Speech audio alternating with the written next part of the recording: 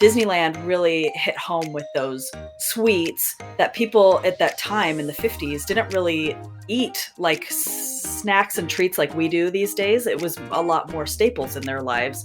So being able to go to a theme park and have a churro was really indulgent and really special. Welcome to Didn't I Just Feed You? A podcast about feeding kids. Hi, I'm Megan. And I'm Stacy. Guys, today we're so excited. We're going to be talking with Disney food and drink expert Ashley Croft about how to recreate that Disney magic at home. But before we dive in, this is your weekly reminder that we have the best community on the internet, and we think you really need to be a part of it. Yes, it is the very best place on the internet.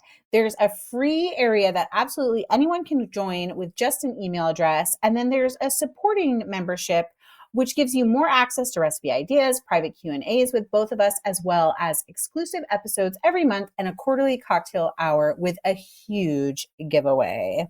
And hey guys, if you can't join our community right now, or it's too much to become a supporting member, not a big deal. You can always support Didn't I Just Feed You just by leaving a few stars. I'd recommend 4 or 5 at least. I'm going to go hard for 5. Okay, hard 5. Hard 5.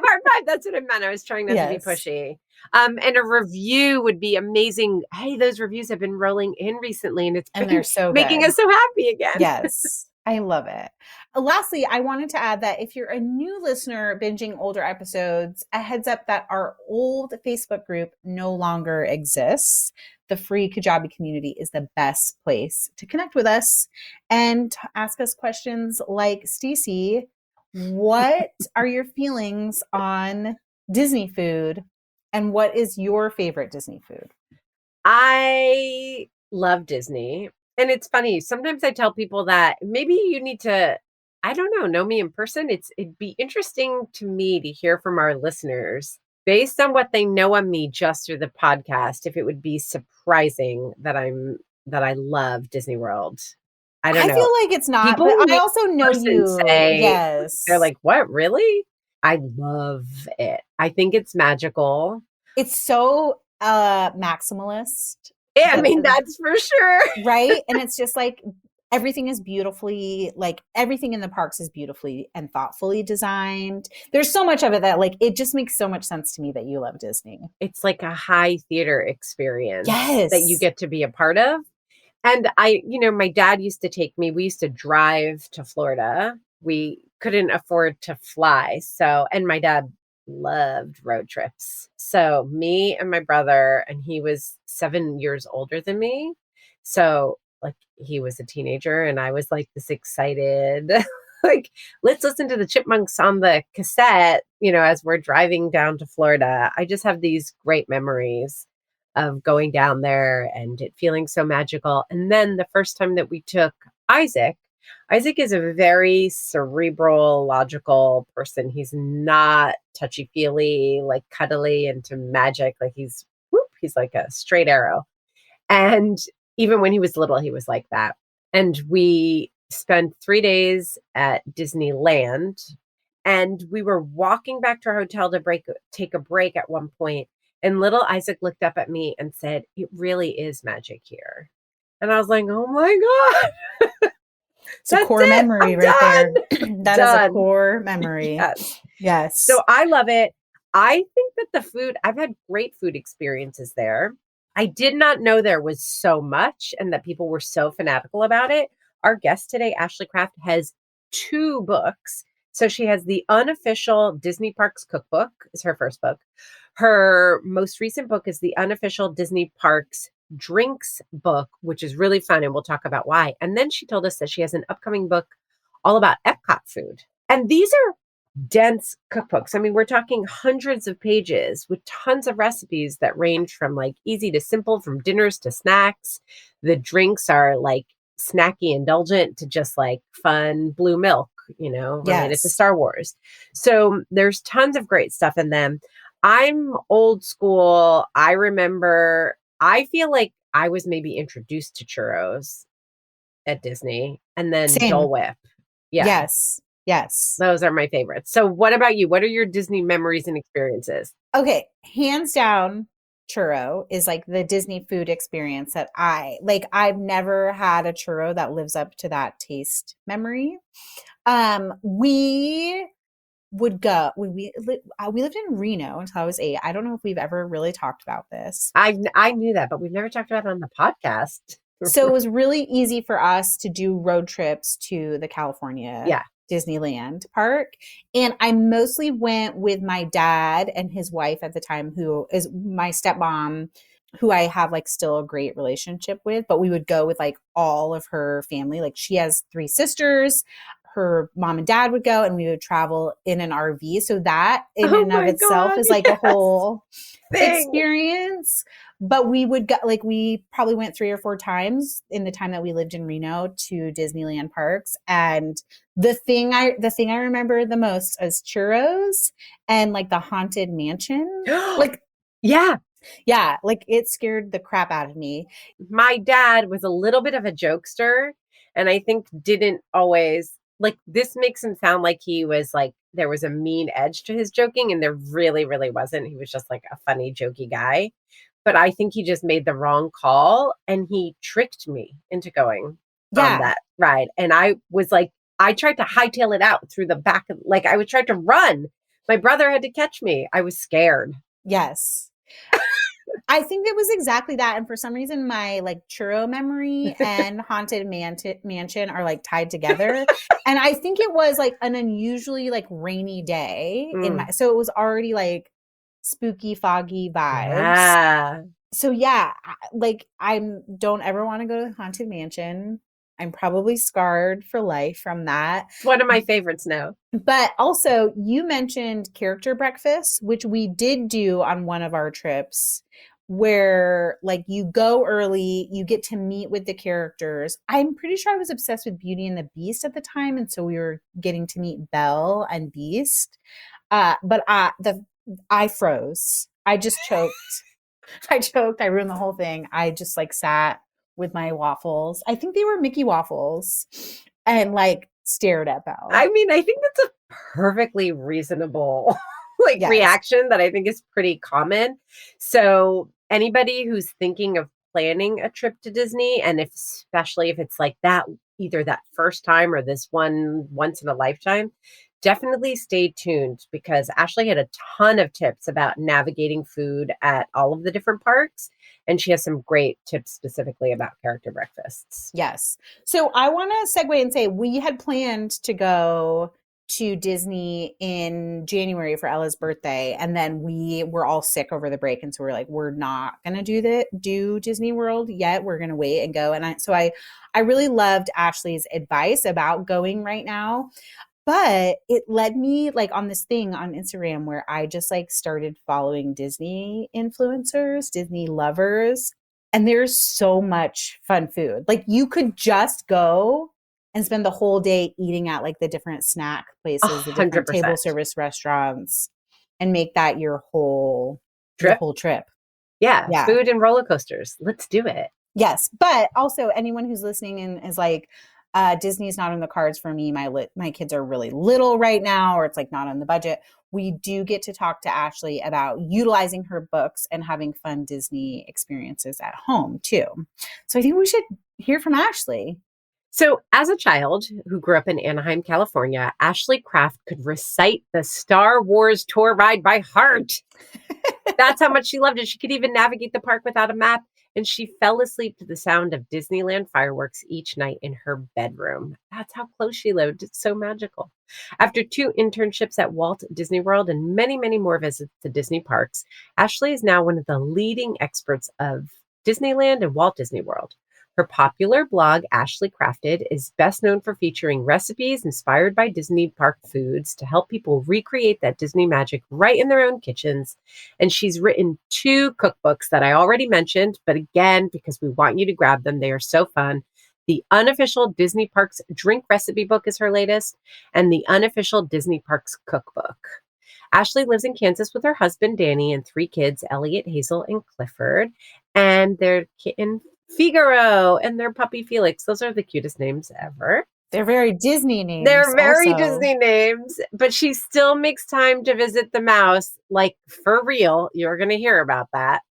Welcome, Ashley.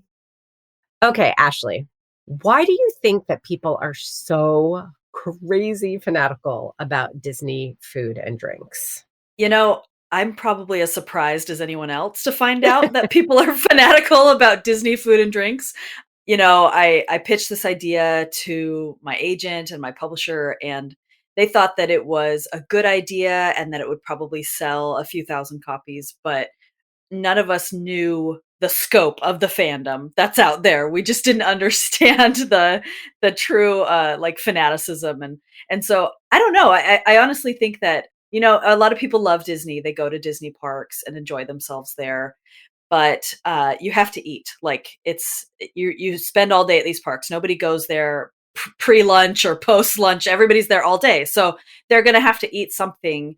Most of the time, people don't pack stuff in; they just eat there, and because of that, visceral reaction to eating something, it really ties in heavily to your trip, and it's something that you can enjoy back home to remember that trip again. And it's interesting because so I grew up in New Jersey and we have a Six Flags really Uh close huh. to us. And so I grew up going to amusement parks. I love Disney.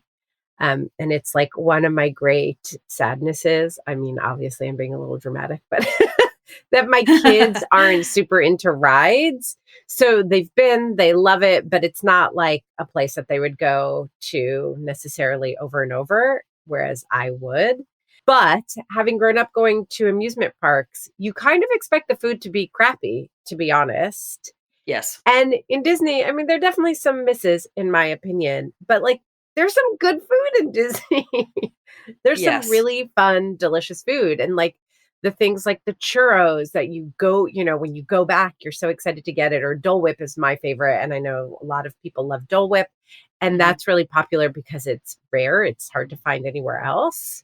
But do you feel like the food there is particularly high quality, or is it a combination of being good quality plus this magical experience tying it all together for people? I think there's definitely a combination. I think that there has been levels of quality over time. So when Disneyland first opened in 1955, and you can read some of this in my book, some of the historical background of the parks and their food legacies, I but love all the that part of food, your book. It's really yeah, great. It's it helpful. was It's so fun. fun to learn about and to be able to share with everybody. But basically, in 1955 at Disneyland, had all the food sponsored by different food companies that would come in, and so they had like the Sun-Kissed, like orange juice bar. They had the Chicken of the Sea pirate ship, and so it was kind of just a way that they were selling products for different companies. And so that was, you got what you got. It was whatever companies were going to step forward to work with you. That was the kind of food that you were going to be serving. And Disneyland really hit home with those sweets that people at that time in the 50s didn't really eat like snacks and treats like we do these days. It was a lot more staples in their lives. So being able to go to a theme park and have a churro was really indulgent and really special. Yeah. Um, and now I think that as we as Americans and humans have evolved to having more and more treats and snacks in special events, Disney has too. So instead of having something that might have been a simple pleasure then, it's a simple pleasure now, but that's much more elevated. They figured it out and they figured that they needed to do more than just give us Sunkist, which is a brand I haven't Yes. heard in a million years. I know. It's like also Chicken of the Sea. Chicken of the Yeah. And yeah, and I think there's something too, like I grew up going a couple of times to the Disneyland park in California, and I remember the churros, like that's so vivid in my memory. But I both Stacey and I saying that makes me feel like that ages us, because probably like younger people, and then kids like younger generations would have other different favorites at Disney. And so I'm curious, like as a person who loves Disney and has been observing the food for so long, is there something now where you feel like social media is really and those like viral food trends is influencing what Disney is putting in parks right now? 100%. You can see that anytime there are, especially like seasonal or like short term offerings, they are so Instagrammable. Everything has bright colors, like crazy Yes. shapes. They're using fondant like pieces and anything that they can use to just make this be irresistible to post on social media, because they're getting free advertising from that. So why wouldn't they do it? And at the same time, they're also having amazing flavor combinations. So it's not just, okay, this was pretty, but I hated it. It's like this was pretty and it was delicious, and I know it's going to come back next Halloween or whatever. So I want to be here next Halloween to taste it again. Yes. Okay. Speaking of like seasonality and parks, because I mentioned that Disneyland is the one I'm most familiar with. And I have not yet taken my kids who are 7 and 10, but it's like on our list for this year. Is there one park that is better to eat at than any other, or one area of one of the parks that's like, if you're going to plan a trip just around food, go here? I would say that the great food is pretty well spread throughout the 6 US parks, but I would say that the newer lands within the parks will have the better food. So if you are like, okay, I need to find something to eat, should I eat in Tomorrowland or should I eat in New Fantasyland? You would choose New Fantasyland. Like, I would say that the best food for me is in Pandora at Animal Kingdom, which it opened in 2017. Also, Star Wars Land from 2019. I'm dying to go to Star Wars Land. Yes, the food there is so good. Just really fresh, bright food. You know, they've also determined that people don't want heavy stuff. Like, Yeah. I love the Felucian garden salad that they have. I love the hummus, and they just have falafel and all these like really yummy bites that are something lighter that can also carry you throughout the day. So yeah, if you're looking for food, the easiest way to do that is to be like, which is the newest land in this park that'll have the best food. Now, Disney just released a new app to help with like the ride. I'm going to get it all wrong, Ashley. The line service. Yeah. But it also includes the ability to order food. Is that something that is helpful and people should plan to do that? Or how do you tackle food when you go to the parks, like ordering and pickup? I definitely use mobile ordering. It is so helpful. I really also recommend it if you have food sensitivities or allergies, or you have kids that are picky, because it has all the ingredients listed on the app and usually you can customize it. So if you have a hard time, like if there's a huge line of people behind you and you walk up to the register and you're feeling a little uncomfortable about being like, what is in this? You know, I have a child who doesn't want to eat that. Then it's a lot easier to just click everything on the app and take your time and then order it and pick it up. Usually the mobile order line is instant, and usually the line to wait is long. So it's definitely a benefit, both in saving time and being able to look carefully at the menu. That's such a great tip. What are your top 5 foods in any of the Disney parks? Is this like asking you to pick a child? Almost, You yeah. like The fact that you've opened it up to all the parks makes it a little Okay, easier. if there's a way that you want to narrow it down, we're open to that. But we want to Okay. know, like, what are the all-star dishes? Maybe I could do my 6 top and 1 Yeah. per park. Great. Oh, I Okay. love that. You know, this Okay. is so serious to me. This is like everything. Right. And it can never change, Ashley. Once you say it That's here on right. Didn't I Just Feed You, In that's your stone. top 6 forever. No, I'm going to just kidding. forget about something and then I'm going to be like, oh man, I'm going to think about it at night. And yeah. Okay. So let's go in order of opening. So Disneyland Park, a lot of incredible stuff there. I would probably say my favorite bite is the Bengal beef skewers, both because it's really yummy and flavorful. It's full of protein, so it can like get you going throughout the day, and it's very nostalgic from when I grew up in Southern California, that we used to get that a lot. Okay, the next park is Magic Kingdom. I'm going to put Dole Whip in Magic Kingdom because that's where it's most iconically served. So Yes. A classic. yes, I love Yes. Dole Whip. I love Dole Whip floats. They're great because you Yes. get the added pineapple juice, so it's very refreshing. Okay, next park is Epcot, and Epcot has great stuff. I don't know if you guys know this, but I have a full Epcot book that is coming out this year. Oh, no So, way. We didn't know yes. that. So it's available for pre-order now, but it's coming out in June. So Awesome. just Congratulations. thank you so much. Yeah. I finished writing that a while ago, but we're just in design and editing and stuff. So very exciting. But basically my point is there's so much food. It has its own Right. book. So it's incredible. That one really is hard to choose my own like baby. But as a kind of this is an underdog, I would choose the caramel chocolate pineapple spear from Germany because it is very refreshing and sweet at the same time. Next is Hollywood Studios. And Hollywood Studios, I love Star Wars Land. Very, very good. So I would have to say the Ronto wrap at Ronto Roasters, which is a pita that has pork and it has a sausage and a coleslaw and a peppercorn sauce. Yum. Yes, it's very good. And the recipe is in the book and it's yum yum. Awesome. I want that for dinner tonight. I know. I make it all the time because it's really easy to make. You can also use like pre-made or pre-cut coleslaw. And Yes. so it doesn't have to be tricky. It's pretty fast to make. And it's also a conversation starter. You can be like, hey, this is from Star Wars Land. Like, isn't that Yes. cool? Like, do you like Star Wars? I'm wearing my Ahsoka Tano shirt for all you people who can't see me right now. So you know I'm a big Star Wars fan.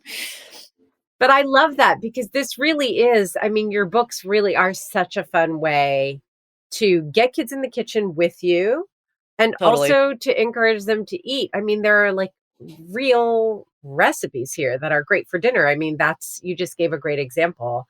And to be able to say it's for Star Wars can be part of like a fun activity with your kids. It can also just be a nudge to eat dinner. Yes. Which we all Like, need sometimes. yes. Say, this was cooked on a pod racing engine. So Yes. it's very special. It has a delicious flavor.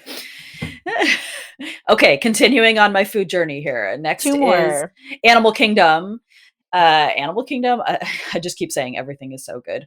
I do love the stuff in Pandora, but I don't have my favorite meal is the protein bowls from Satuli's Canteen, but my favorite snack that is in the book is the pulled pork barbecue nacho French fries, which was a lot of words you wouldn't expect to go together in one dish, but it's very good. It's very shareable, so you can have everybody take big bites of it.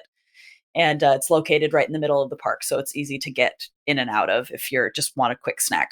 And then lastly is California Adventure. I love the new food from Avengers Campus. Avengers Campus opened since the book came out, so I don't have any Avengers Campus recipes. Hopefully we can make a second edition at some point to add those. But my favorite treat to have is the Pixar Parfait, which is a lemon Dole Whip with a blue raspberry slushy. And it is incredible. That sounds so I did fun. not know. Yeah. Has that been there for a while?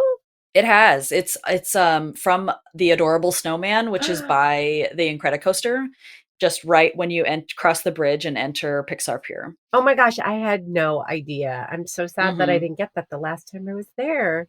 I do feel It's like it's a little delicious. bit of a sleeper that people haven't heard of it. So got to get the word out. It's so yum. Can you talk to us a little bit about some of the fine dining at Disney? Because there's a surprising number of at least I'm an East Coast girl. I've been to both Disneyland and Disney World. Disney World. There you go.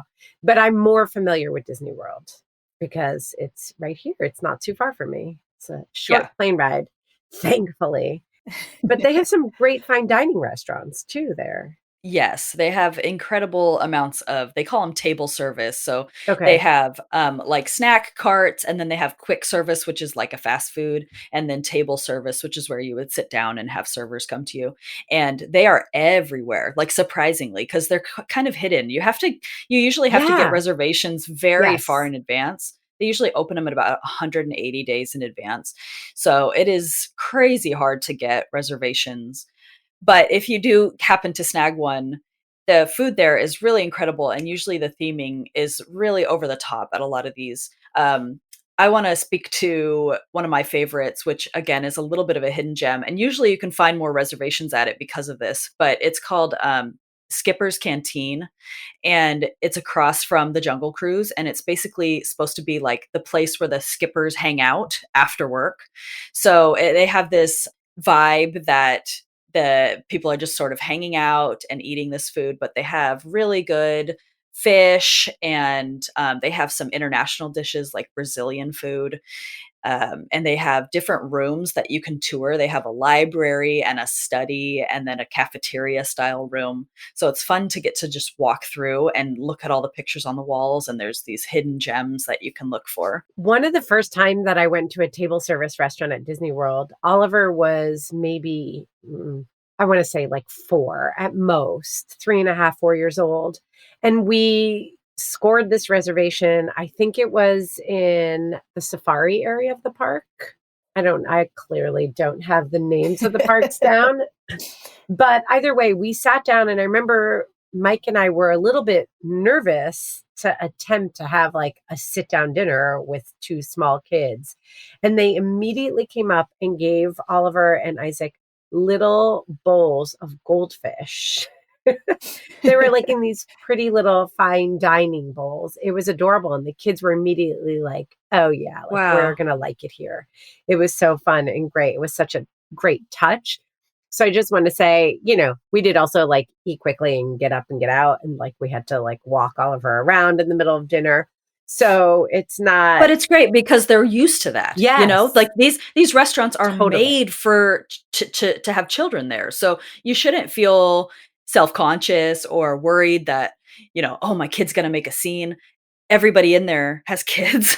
And I have kids too. Exactly. I have 3 kids. So I feel the same way. Like I don't take them out to dinner when I'm at home. It's too hard and they're just too squirrely. But when you're at Disney, you feel like they're ready for this. They know that kids are going to be jumpy and all that. And I love how they did that special touch with the goldfish. It was so great. And that was exactly what I was going to say. It was so fun to feel like we were having this adult meal that was actually great quality, but the kids were able to be there and we weren't self-conscious about it. Like they got what they needed and no one cared that Oliver needed to like get up every 2 seconds. Yeah. This bubbles up a question that Stacey and I were talking about earlier, which is people are afraid to take their kids out to fine dining restaurants in the outside of Disney World, in the real world. And maybe they're like less likely to expose their kids to international food, or like you mentioned, fish.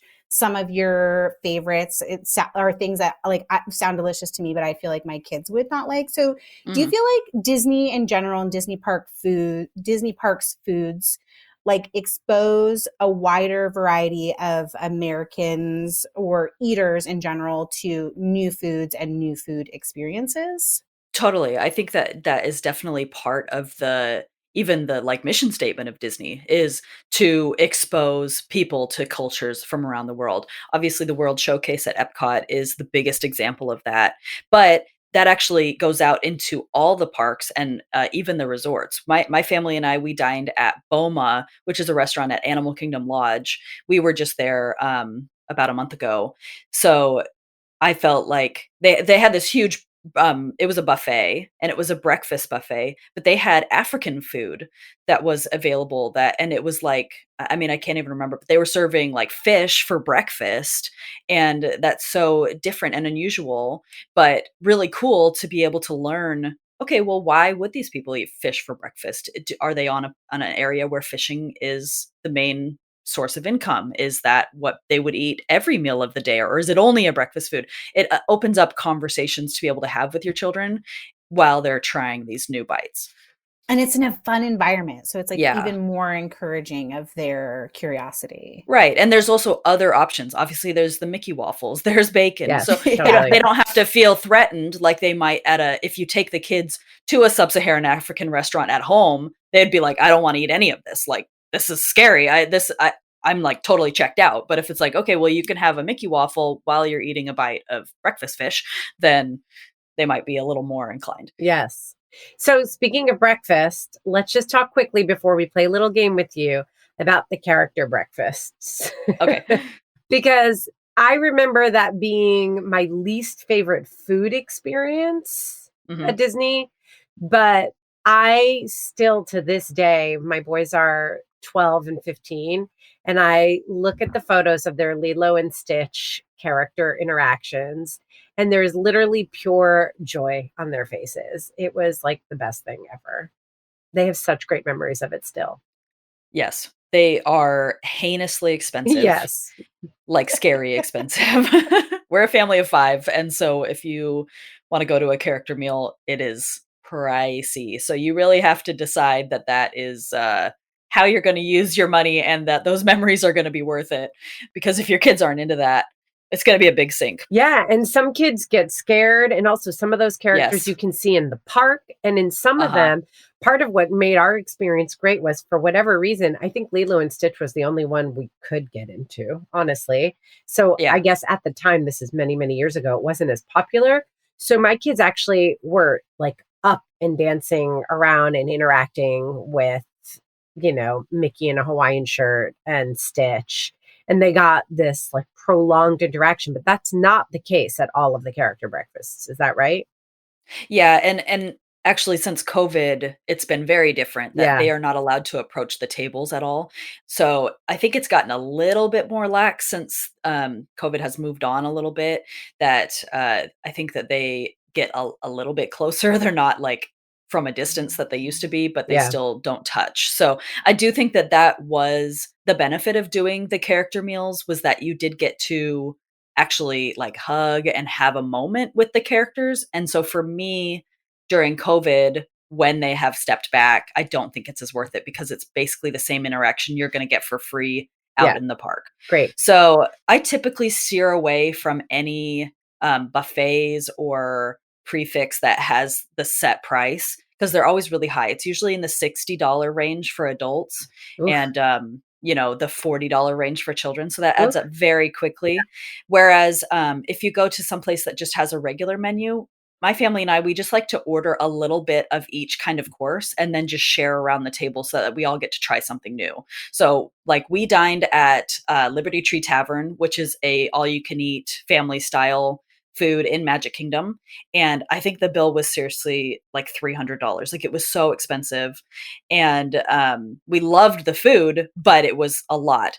And then, the next day, we went to Chefs de France in the France Pavilion at Epcot, and we just ordered, like, 1 French onion soup, 1 beef bourguignon, and, a dessert of some kind, and we all just ate parts of it, and they serve you bread as well, and I think it was, like, $40 or something. Like, it was Ooh, almost the same huge amount of, like, difference. yeah, it was like the same amount of respite from the park. Like, I love, love, love doing table service dining because you get a set seat to sit down and sit in air conditioning for a little bit. So I always recommend you do table service, but try to take a look at the menu and see if it's a pick your own food or if it's a buffet or family style because the pricing is gonna be majorly different.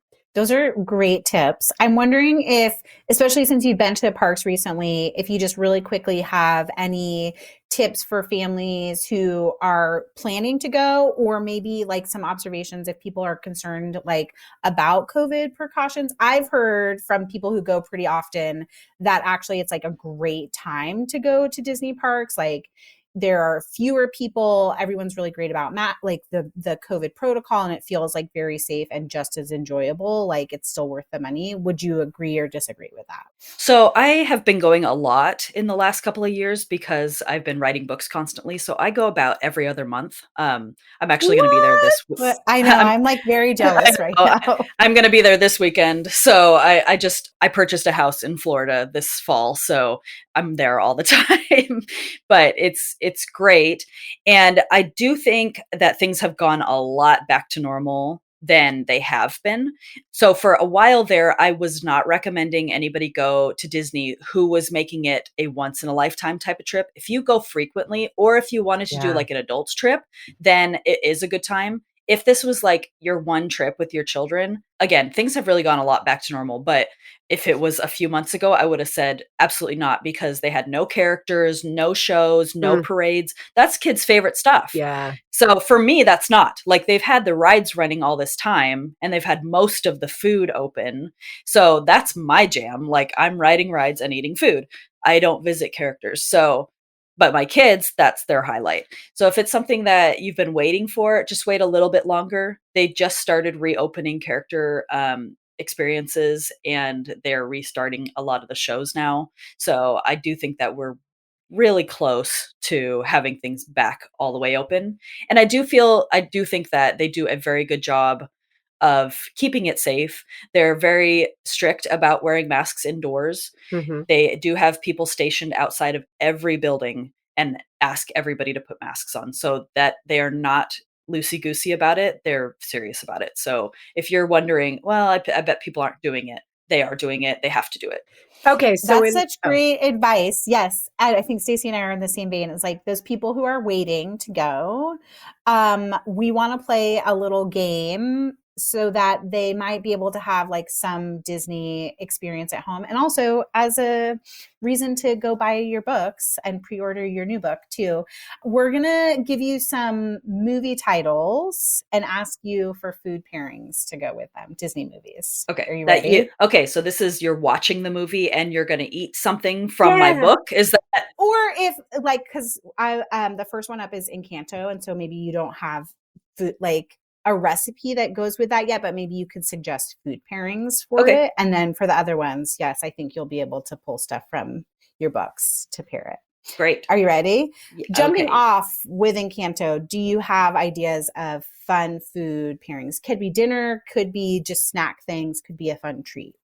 So I do have, my Epcot book is coming out, and while I don't have Colombian food, there is Mexican food, which has a lot of crossover. So my favorite Mexican dish from the book is queso fundito, and it's this really yummy white cheese and chorizo dip that you eat with tortillas instead of chips. So I think that would be really fun to serve while watching the movie.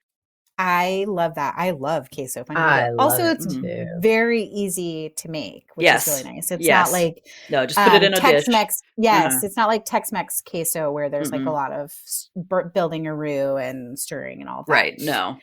Okay, Stacey, what is your boys' favorite movie that you would ask? I know they're kind of grown No, out of they Disney. actually, the movie that I'm going to mention is a movie that we just watched over Christmas break Okay, again, I love even it. with Even Isaac. better. Isaac loves Okay. a lot of Disney movies, but their absolute favorite is Aladdin.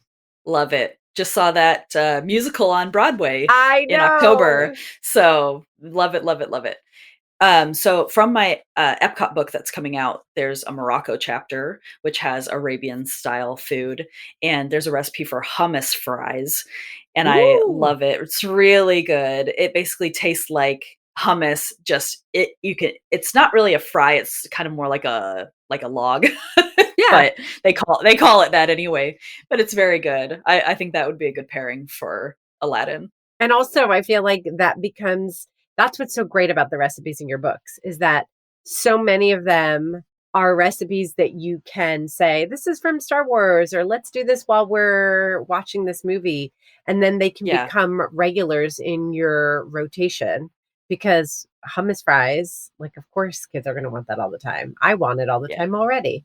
I know. I'm like, I want that right now. Okay. So Megan, you asked Yes. about our favorite Disney movie here in Brooklyn. In Chattanooga, Tennessee, what Disney movie is on heavy rotation and you want a food pairing? I'm very torn because Ella was like one of those kids who fell immediately in love with Frozen. Like, we had a whole season of her as a toddler where we couldn't start the day without watching the Let It Go video on YouTube, like, to start the day. That's so cute. So I'm like, should I ask about that? But more recently, which is like Disney Pixar, we've watched Soul a lot. Like, we watched it last Christmas when it came out. We watched it again over the Christmas break. And actually, that might be a more fun food pairing. So Ashley, what would you serve with Soul? Well, Soul, I feel like just it lends itself to pizza. Like, oh yeah, they talk about how pizza is like the turning point of a visceral human experience. Yes, so, hot cheese and bread. That's right. How could you not? We honestly I would serve pizza. Yes.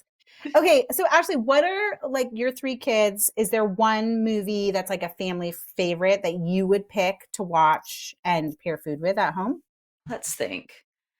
We are really into Star Wars, and we have been watching Book of Boba Fett since that's the latest Disney Plus. I know that's not a Yes. movie, but along the same lines. And I do think it's fun to have the Galaxy's Edge Star Wars Land foods while you watch these. It Yes, feels like totally. you're very in universe. So I love that. We've got the Ronto wraps in the book, as well as blue and green milk, which are very fun to have, and the kids love to indulge in that.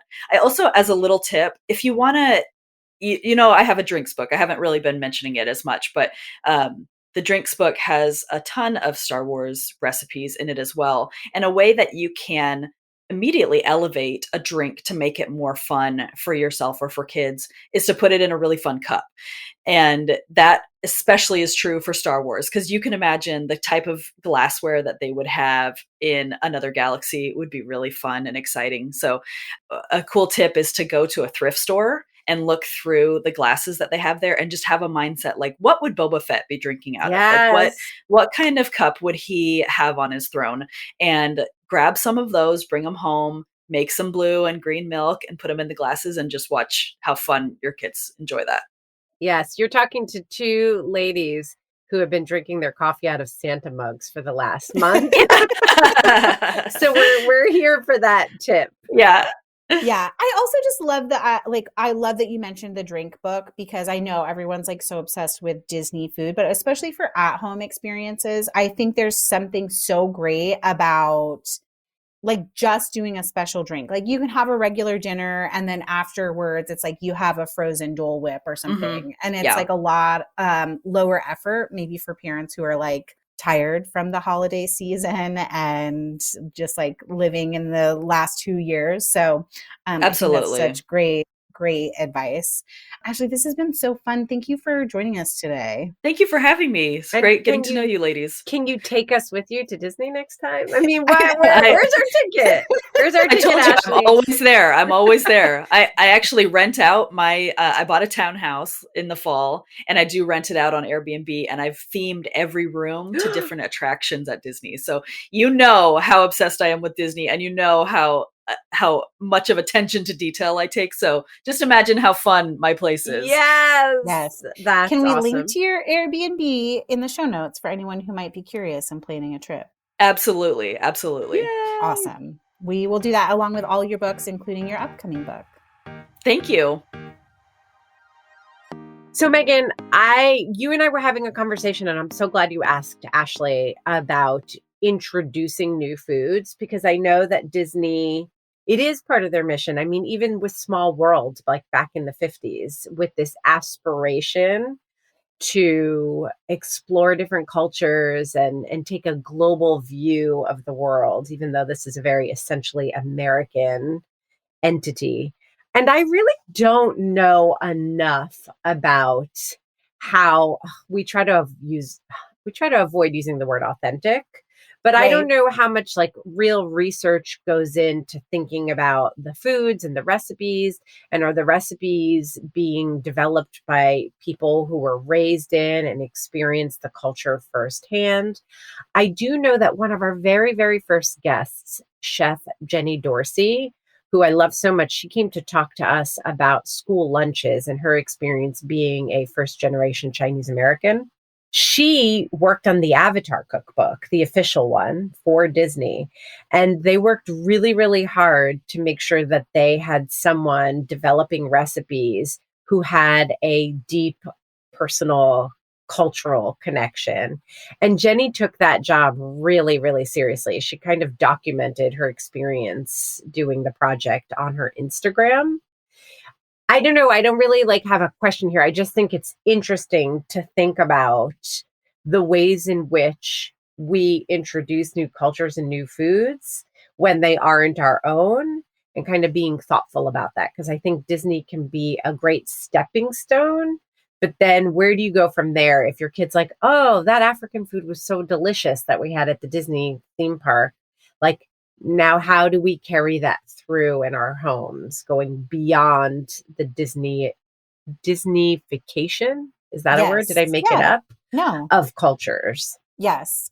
Well, one thing I think, just what you said, like finding the people that they used as resources in the restaurant. I don't know how much Disney discloses that on, we were talking about with Ashley about the app and all the ingredients are listed, but like, is there any credit to those people who are cultural contributors? Wouldn't that be so cool? It would be really cool. And I would honestly be super surprised if Disney didn't share that in some way, somewhere, even if it's like looking at the cookbooks and finding about who gets credit for like recipe development or recipe writing, and then looking to those people as experts, because even just what Asha was saying about like how they introduced food and they made things like a treat, and how they continue to evolve the Disney like food system. It's hard to imagine that they don't like choose experts and then like give those experts their credit and their due. It weirdly, you talking about like the Disney food culture made me think of like the metaverse. Like Disney is the original metaverse. Like you're going into a different world. Yes. And they spend so much time and money and effort on research for the movies that it's hard to imagine that they aren't also doing that in the parks, especially when it comes to food, because that seems like a prime marketing tool for them. It does. It also seems like it's a little bit new, though. I mean, it does seem like there is in the last however many years, I want to say 5, but I'm making that up. But it feels like recent Disney history. And guys, if any of our listeners out there know and have any more concrete information about this, please share, because I could be wrong. This is just my personal sense based on very little research.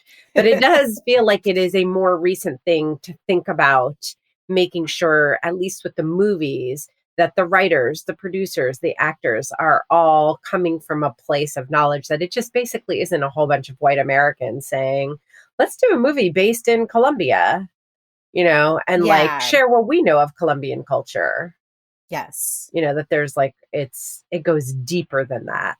And it'd be great to see the food go deeper than that, because I do think it can be a really accessible, easy way to get kids excited about different foods, but beyond the cultural piece of it too, I think it's a great way to get picky eaters excited. Like when Ashley was describing that Ronto wrap that had slaw and sausage and pork, that's a great, easy meal. And if you have picky eaters that, don't like salad, does, putting a little bit of slaw in a pita wrap with some sausage, does that make the difference? And then saying, wow, this is from Star Wars, or imagine it in this context. I think that that's really fun. It's just Disney gives you a nice way to like introduce something to kids in a way that they might be a little more open to. Yeah. And there's also that funny, it's all marketing, right? It's also like that funny thing where it's like, it's not a mom or dad recipe. Yes. It's a Disney recipe. Like this came from Disneyland or Disney World, or this came from Aladdin, or this came from Star Wars. That is a nice opening to getting your kids to try different new foods and also just have fun at home. We're like still in the middle of winter, and I just want to be like cozy and watch movies and have it feel celebratory, or as celebratory as like going to a movie used to feel, or going to Disney would feel. I totally agree. So this is a very fun way to bring some food joy back home. I think it would be really fun to get into the listeners group and have people tell us their favorite Disney movies or their kids' favorite Disney movies, and get some pairing ideas for them. Do you think you're up for that, Stacey? I love that. So if you haven't already joined us, join us for free at didn'tijustfeedyou.com/community. And if you want those bonus episodes and other goodies that we mentioned at the top of the episode, you can also join our supporting community. When you're in that supporting community, you also get access to the larger group where we're going to be asking people to share their favorite movies, and we can pull some inspiration from Ashley's amazing books. Yes. You can also keep up with us on Instagram, where we are at Didn't I Just Feed You, or by signing up for our weekly newsletter. And of course, don't forget to subscribe to Didn't I Just Feed You wherever you get your podcasts.